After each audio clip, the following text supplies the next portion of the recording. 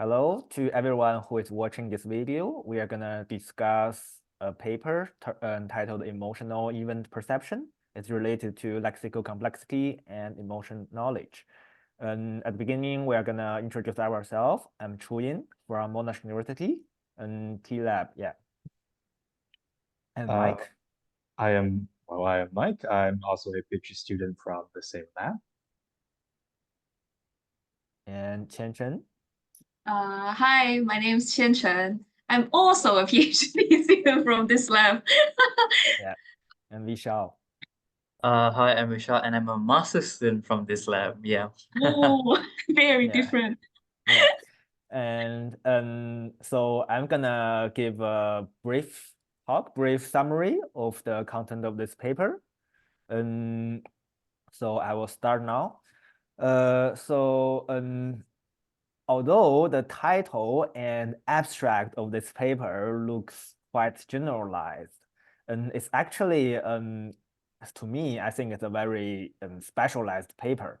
So the background information is that when we try to infer other people's feelings, a traditional theory is called object perception framework, which sees the emotion of other people as an object there.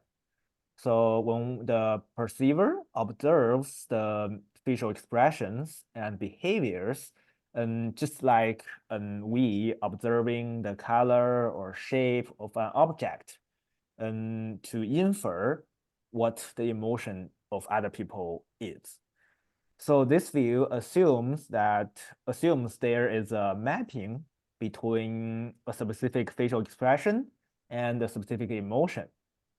And this view ignores the role, the role of context and language. So current accumulating evidence is going against this point of view. And there is another point of view which sees other people's emotions as events, which unfold over time and are constrained by the context and preceding emotions. So previous studies showed that perceiving emotions dynamically is the natural way that humans are using. Like participants simultaneously understand that emotions are nested in events, and they use emotion concepts to help perceive the emotions. Based on such an idea, the authors of this paper developed a paradigm called emotion segmentation paradigm. In this task, participants watch a long video for around 100 seconds. During watching the video, they are asked to pause the video whenever they think there is a change in emotion. And in emotion in any of the characters from the video. And when they pause the video, they are then asked to type in words to describe the emotions they identified from the video. And that's the task. And based on when participants pause the video, the time points, and the words participants typed in and when they pause the video. And so these two key data source, the time and the words, based on them, the authors proposed some matrix either between or within participants to quantify their performance. And that's the key methodology. And the paradigm was tested using 3 studies. That's the main purpose of this paper, to test this paradigm. And the high correlations between different matrices show the reliability of this paradigm.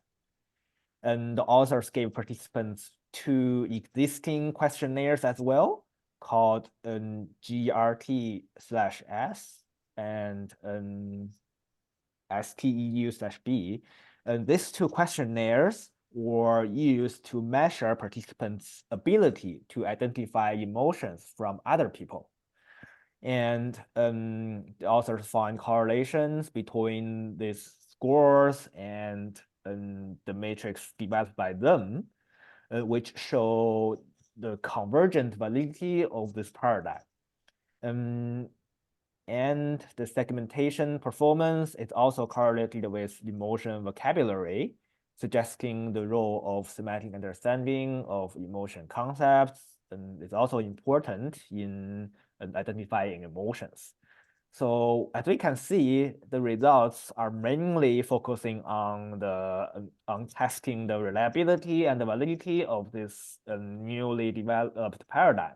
That's why I think this paper is quite specialized.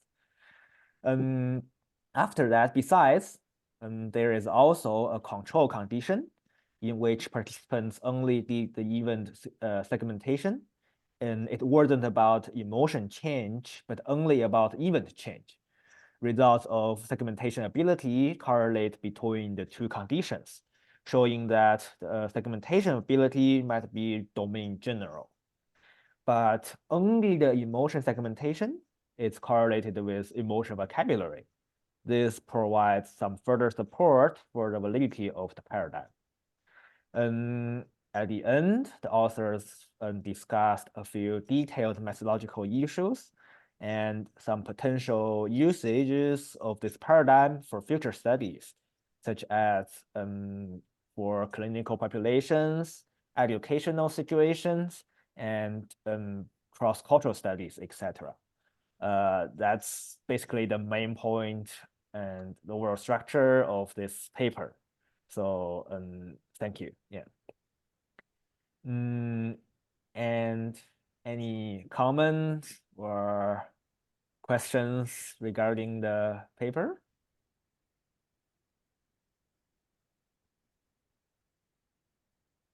Or you can disagree with my summary. Yeah. I think I generally agree with the summary. But I think the one point that you haven't really mentioned is it's I suppose the detail of it. Yeah. It's about the semantic agreement score, I think SAS. Oh yeah.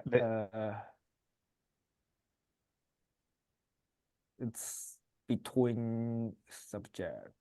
Yeah.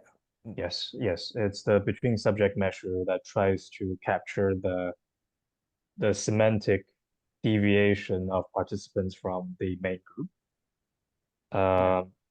And it was sort of dropped in the middle of the analysis because it showed poor test retest reliability and just reliability in general.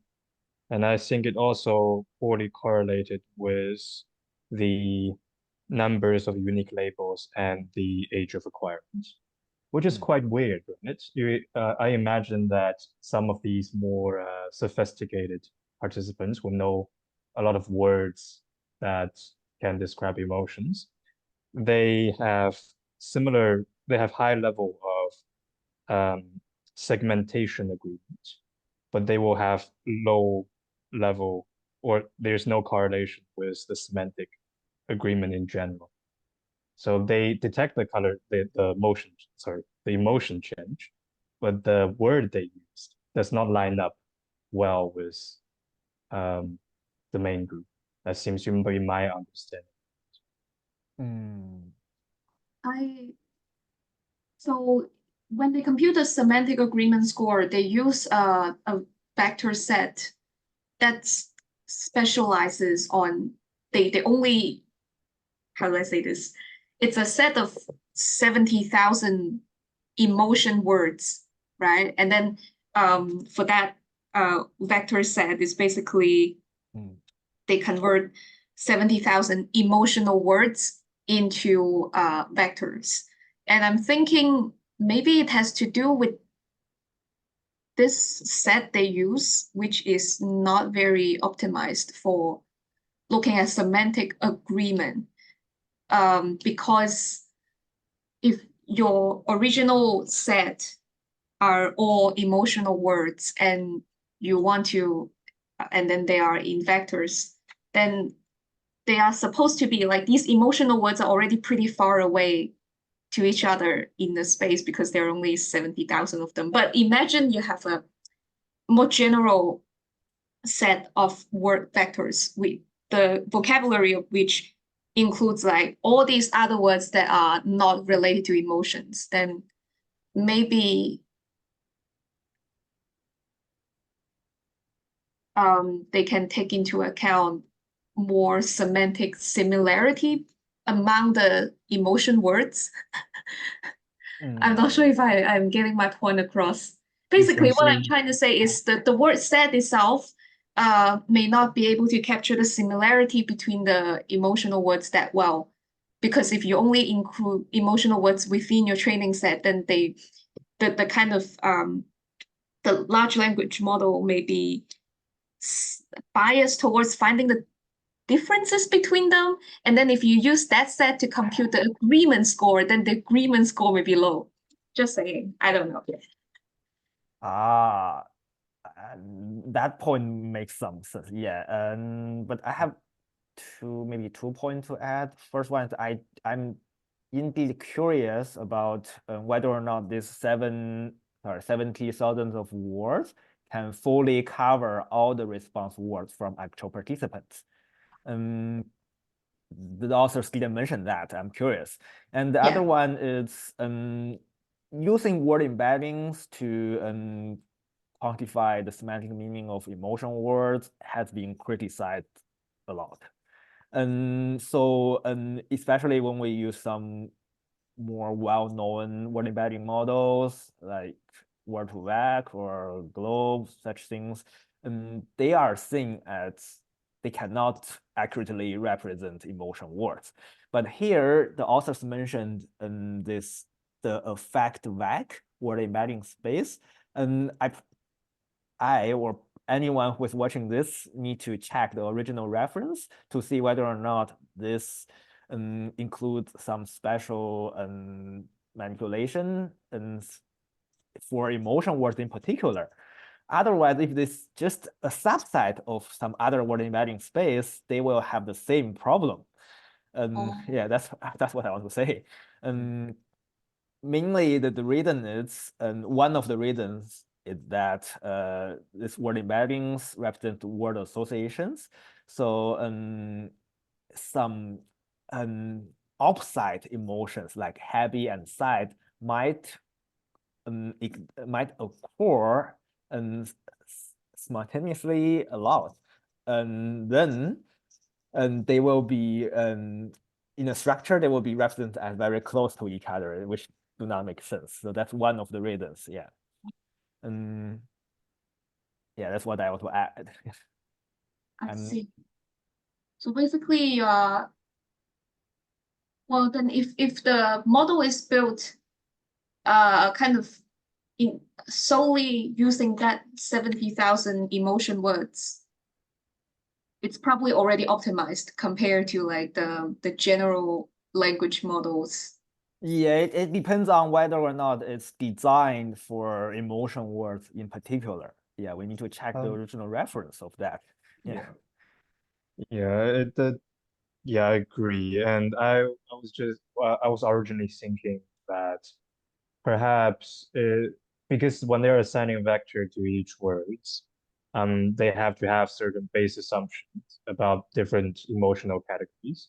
Perhaps it's this assumption that leads to these inconsistencies. But yeah, just a thought. Yeah.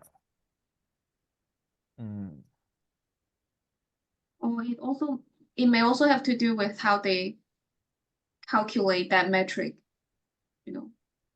using those vectors. Right.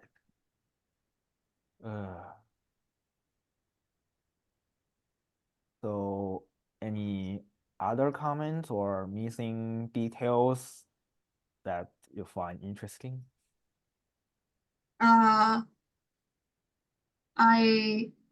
I'm not sure whether I missed it, but I think they mentioned one of the advantage of their paradigm is to ask participants to self-report the labels of their segments, which is very different from some previous task where they just give people choices, like options to choose from. So did you see anger in this face? And your answer is yes or no, or like, is this anger or contempt?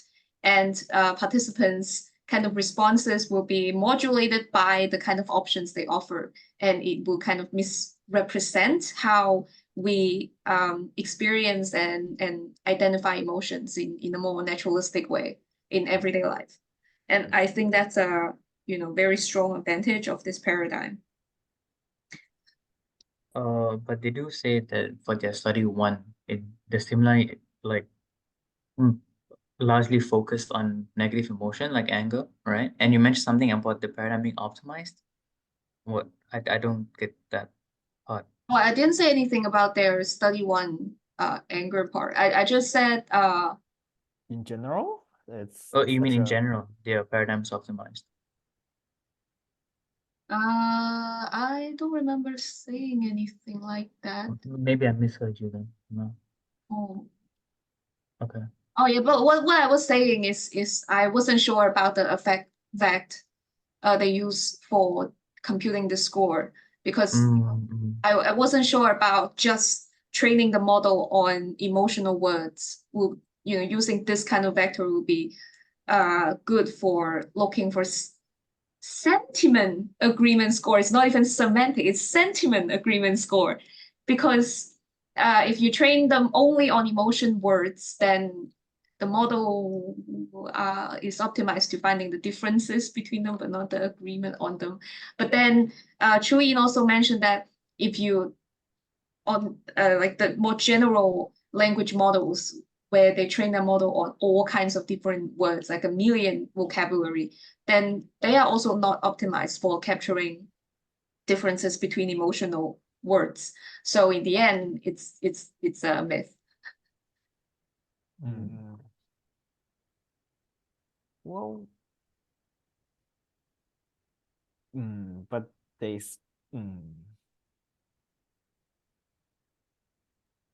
right. Also, I really like how they use emotion videos and mention, emotions are expressed and signaled not just through like facial expression, but also through, the whole body, and also it's defined by the context. Because this really answers to my confusions to many previous the studies on emotional recognition. They show you like faces of like anger and contempt, or like happiness and like sadness. And then sometimes they will be like, oh, we want to know whether participants can recognize this face as contempt. And then I, look at that picture, I couldn't see any contempt from there. And I was very confused. Yeah, that's the previous object perception Yeah, framework. that's what the authors is criticizing. Yeah. I really like that. Yeah, I really like how this article finally answers to, that part of my confusion. I never kind of have the understand. same. Yeah, I kind of have the same You're like, feeling. how is this contempt? This guy is just like frowning, and then suddenly it's contempt. I feel like, actual contempt is like, eye rolling or something. But this is just Yeah, like, such basic facial expressions might work for the basic emotions that we all have and commonly see in everyday life. But I don't think it works for more complex or more rare emotions for sure. For random face expression, how do I know how the person is feeling? Yeah. Also like anger is not just expressed through just a face, it's expressed through how you speak and your body language as well. That's what makes anger very obvious. So even when I look at when I look at those studies and then they're like, this is an angry face, I actually sometimes, in some of their angry faces, I couldn't see anger very clearly. I wasn't sure whether this anger or disgust or contempt. So yeah, I really like this study in terms of this. Right. Oh. And any further comments? No, because I'm not quite familiar with both emotion and language. So this may not be the smartest question, but nonetheless, so the author mentioned of course, the emotional lexicon is quite an important part of this research. And the author argument seems to be that when the person have a larger emotional lexicon and have more emotional knowledge, it will be easier for them to identify emotions in these complex natural, well, Emotion change. I think emotion sorry. change, yeah. Yes, emotion change in these relatively complex naturalistic stimuli. Is it true? Are there other studies that support these sort of statements? I mean, it makes sense that it will have some effect. But are there other examples that we can think about? Other examples. What do you mean by other examples? Like other studies that support that. Yeah, because the argument was that the language makes the representation more accessible, I think. Let me double check. More accessible and maybe more say complex, more various. Say if you know many more different kinds of emotions, of course you will detect more changes. That's a logic. Might be that. Yeah. In like child psychology, they have the period of teaching children about what they're experiencing, like teaching them to label their emotions accurately. So before you teach them, the kids may just like, they will mix up between sadness and anger. Like they will throw a tantrum when they're sad, and then cry when they're angry or something like that. And it was not until the parents tell them, you are yelling like this because you're sad, that they wouldn't realize what this is. This is just some kind of, before that it was just some kind of urge. And the parents were supposed to like tell them to label each of the emotions that they're experiencing, and also tell them how to cope with each kind of emotions and how to interact with people appropriately experiencing this emotion, and so that they learn. But if they don't learn, then they will just be yelling at everyone. Kids would just do that, yelling or crying. That's typical constructive. Yes, yes. How old are those children? I don't know. It's like 3 or 4. It's just like those kids who are just like yelling at Disneyland. That's the kind of kids that parents would tell them, oh, what you're experiencing now is the kind of frustration of waiting in the line. But if you're frustrated, other people are also frustrated, so you need to learn how to express them and how to, cope with them. So that's the kind of yeah. So I guess that partly answers your question, Mike. Yeah, I think in children development, you can see that some of these may have a very strong effect. But I'm just curious whether it's the same in adults. Like if, let's say, I know the word melancholy and the other person doesn't know the word melancholy, do we really have a big difference in the identification of emotions? Or is it more like one person, both we detect the same emotion, one person have the word to describe it, the other person? I'm not sure if you mentioned this. I'm actually pretty it will be interesting to see how the interpretation of the findings change if you take into account the lexicon emotion similarity. Because I was thinking about Chuyin's like emotion similarity experiment, right? And accounting for that and fitting it in here, I wonder how that would change the findings. Do you guys have any thoughts on that?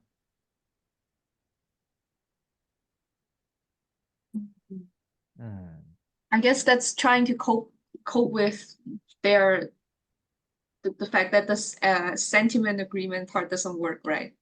Oh yeah, that's certainly what I think. But the melancholy part, if you don't like, I actually am not sure about the meaning of melancholy, right? I don't know Well, that. I it don't know seems that. that I have better emotional perception than. Lexicon-wise, and it's probably true because when we are asked to report our feelings, if you don't have such a vocabulary for these specific feelings, I think you might have some difficulty reporting it. But feeling-wise, it's not. It's I can't remember exactly this the exact study, but essentially it's a there are some cross-cultural study between different languages. For example, if there's a specific word in German that describing the happiness after seeing other people suffers, but there's no such a word in English. And then the feeling wise, I don't think English speakers don't have such a feeling.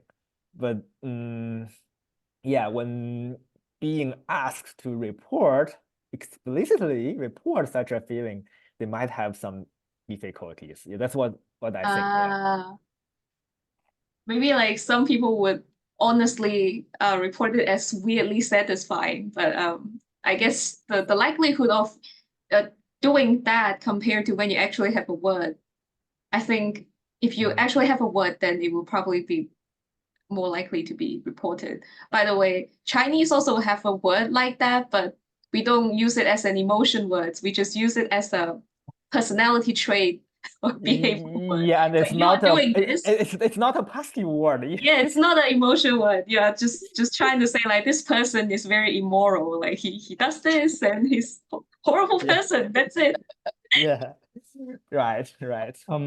I guess it links to the bigger picture of where the author is trying to conceptualize emotional perception as a top-down process, where there's a certain expectation generated. They compare it to find prediction error. Yeah, but it's a good idea for future study. Like we do a cross-cultural study on their actual feelings.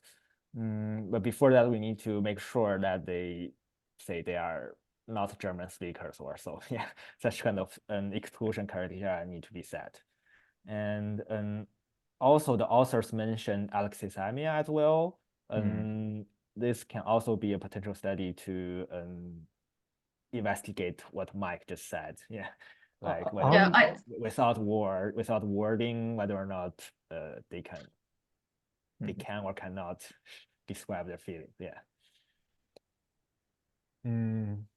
Yeah, very curiously, the alexithymia score did not correlate with their other main metrics. So that depends on the cutoff, I guess. It's I think I can't remember this the cut of this thing, but yeah. They probably already exclude people with low alexithymia, really low alexithymia score at the practice trial, right? Because in the practice trial, they said if people cannot segment the video for more than 3 times, then they cannot go into the formal trial. They already exclude people with actual alexithymia. That's why alexithymia score did not correlate. Yeah. That's probably the reason. Yeah. I was wondering they don't have a cutoff for alexithymia score. Wait, maybe that's the I don't have I don't have like much background knowledge on this. So basically you mean people who have alexithymia will have issues with segmenting? Is that what you're saying? Yeah, so the segmenting is basically you pause whenever you feel like the emotion of that video has changed. Right. Yeah. And then when you pause, you describe what's the new emotion here. People cannot, people cannot sense the but based on Li Peng's honor thesis, this is an ongoing question. Whether or not alexithymia people are excluded, we are not sure about that. Yeah. Okay. And any further comments? Just another thing. So here, when when we say, you know, people are better able to segment the video, the better here is correspond to how well this participant segment the video in the same way as other people within the cultural group. So basically the group performance is the ground truth here. And what they did was they segment the video, you know, they pre-segment each video into like 1 second or something, and then they check like, oh, how do all the people within this cultural group segment the video. Let's say they identify T1 as a segment with this emotion, and then they also collectively identify T4 and T5 as a segment or something like that. And then on each participant, they reference to that ground truth and see how accurate the participant is with reference to that ground truth. Now, the problem is that if we have a participant, before I go on to my problem, so the ground truth is, let's say T1, 4, and 5. And what they found was the more vocabulary, the more words you have for emotion, the more likely you will be able to identify T1, 4, and 5 as the ground truth. Yeah. And the problem here is that imagine is there some kind of participants who are, let's say, highly sensitive or almost like hallucinative, right? They identify T1, 2, 3, 4, 5, 6, 7 as emotion change. And also for every single segment, they have a unique word. Then this kind of people, their performance are actually very different from the ground truth. But because their segments cover 1, 4, and 5, and also they have a high consensus event agreement, that makes them a good participant. I don't know. I don't. I think what they are doing is that they are the one you mentioned, where they segment each into a 1 second bin. I think that's for the segmentation agreement. And I believe the calculation of that is done through a correlation between the participant vector and the group vector, some kind of average group Yeah. So if, let's say, a participant is just, identifying every single bin in this video, then they will have presumably they will have a low correlation compared to the group, which only identifies specific bins. We're talking about the segmentation agreement as A, right? Yes. Based on the brief introduction of the calculation, I don't think that's the case. Like Mike said, there will be a low correlation between very sensitive participant and the group data.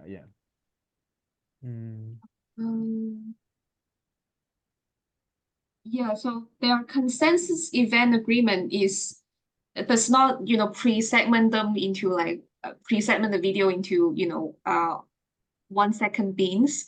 I actually am not particularly sure how it was. I didn't fully understand how it was computed, but it's highly similar to the segmentation agreement in terms of its function, but it's just more lenient towards, individual variances in their button press reaction time. Right.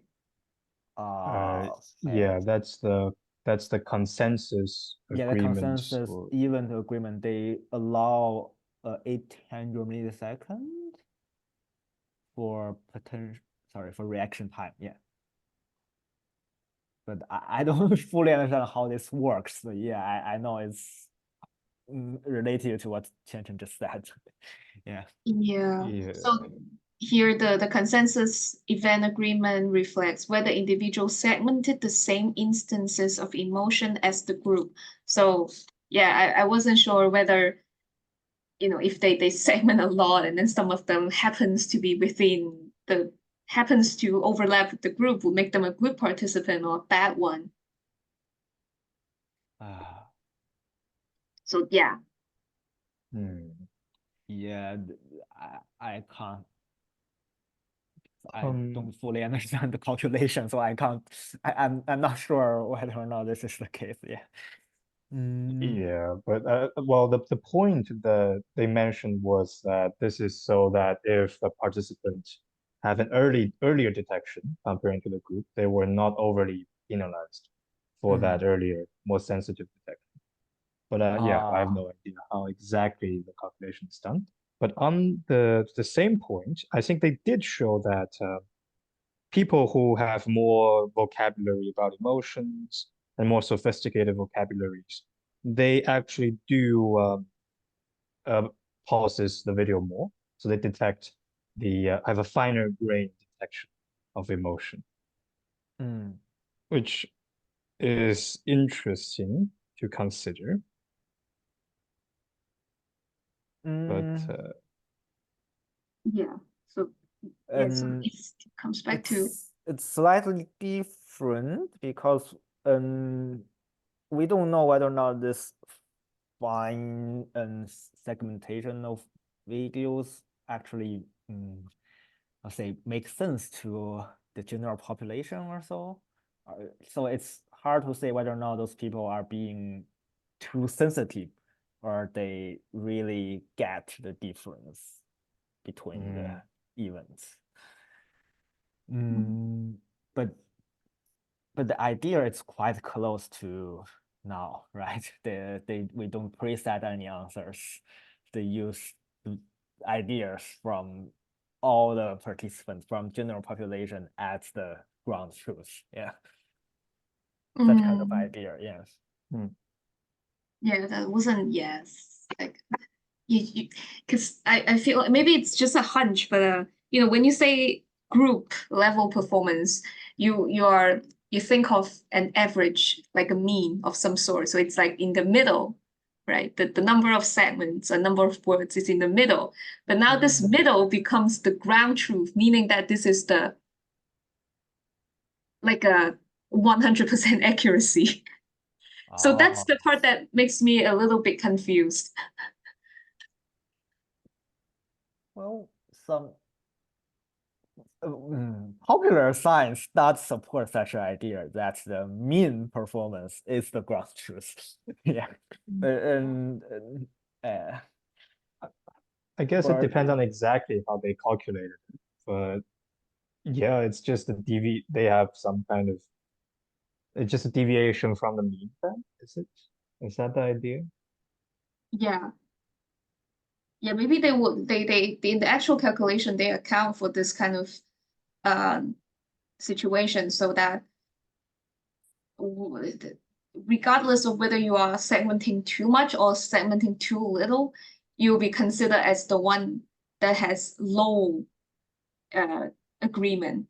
And only those who are closest towards the group performance will be the one that's like the the high agreement ones. Yes, it's this part that kind of confuses me.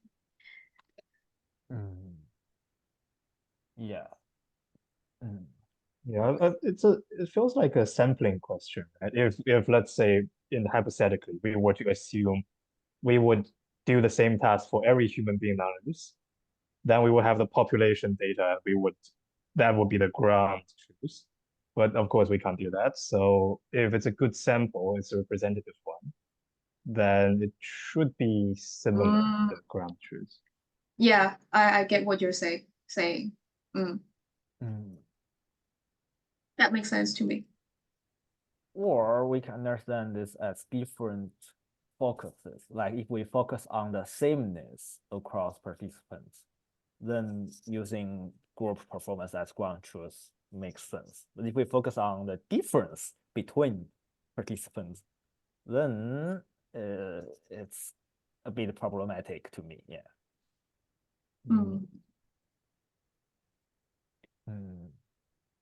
Yeah, but at least in this paper, it's called agreement.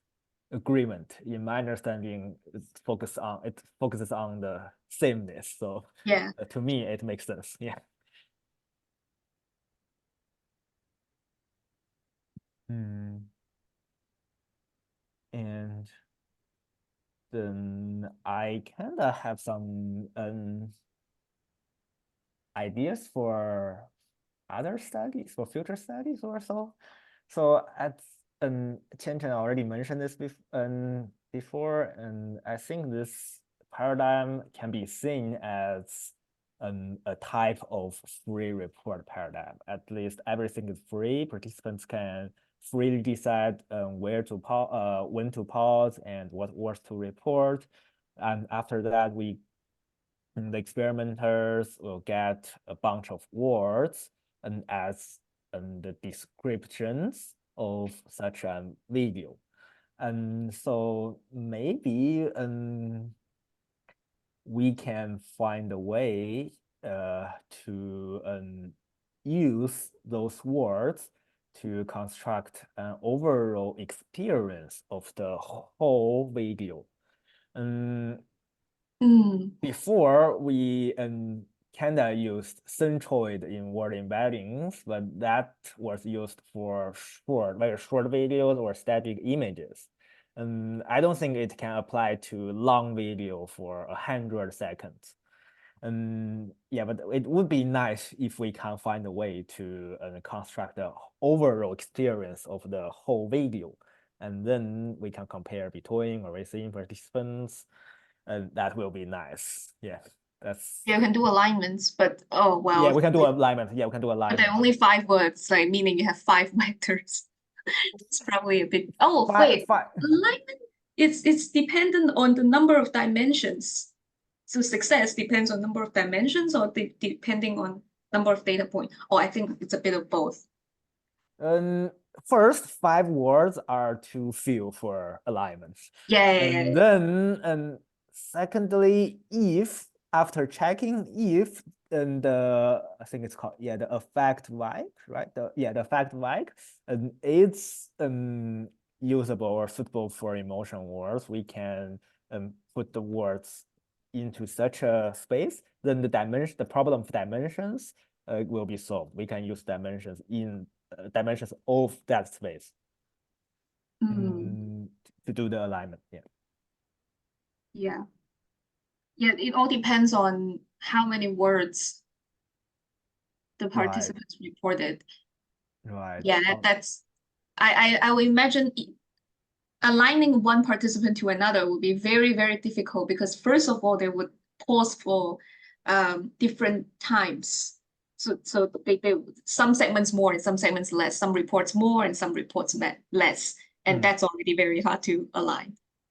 But I guess they can make but I guess video to video kind of mapping is possible. You just need to get all the words pull all the words for one video together, and then you weight them based on the number of times the word gets reported, and then you construct a structure, and then you align that structure with the structure of another video. That's kind of possible to do. Yeah, and or also different populations watching the same video. Yeah. Oh yeah, watching the same video, and then you kind of align between cultural groups. That's really interesting too. Do you think it would be interesting if, in that case, we only look at the consensus event, so only participants respond that's in this consensus range? So it means everyone is feeling these at this moment. So we probably have to do that because of the nature of alignments. If specifically we want to do the unsupervised alignment, we probably need to only look at the consensus events or something to make sure the data points are consistent. Yeah.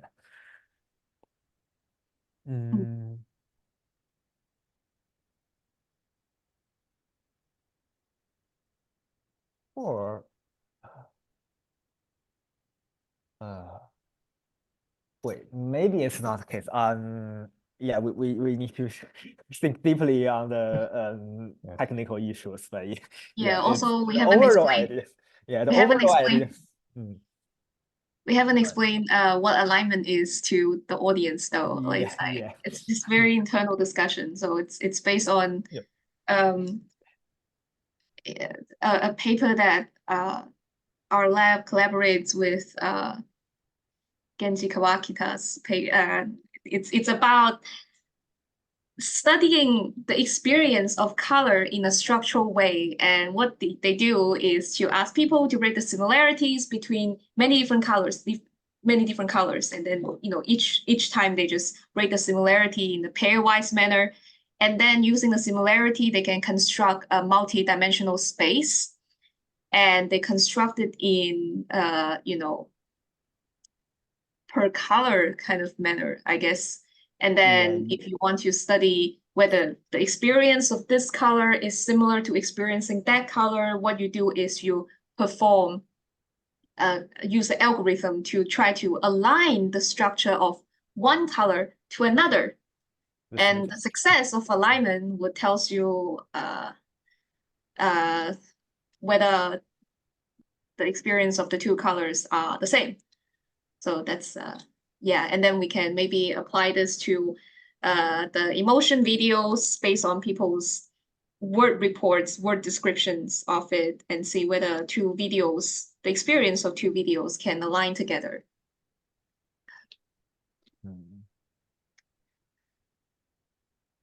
And yeah, I don't have any other things to talk about.